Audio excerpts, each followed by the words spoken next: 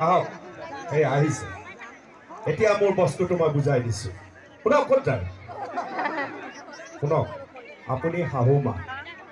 এইকেইজনী কইনা হ'ল এওঁলোকে উৰণি ল'ব কইনাৰ খোজ দিব আৰু সেইফালে বিয়ানাম বাজি থাকিব ভাল হ'বনে আমাৰ ভৱিষ্যত প্ৰজন্মই অৰ্থাৎ আপোনালোকৰ শিক্ষাৰ্থীয়ে জানক যে এগৰাকী কইনাই কেনেকৈ খোজ কাঢ়ে উৰণি ল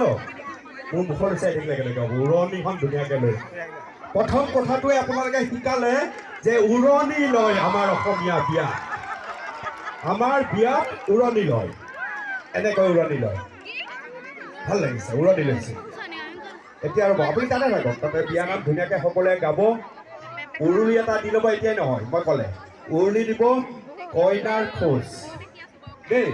ফুটবল খেলাৰ নিচিনাকৈ খোজ নাকাঢ়িব আকৌ আৰু শাহু লগত গৈ থাকিব একদম ধুনীয়াকৈ এনেকৈ ঘূৰি থাকিব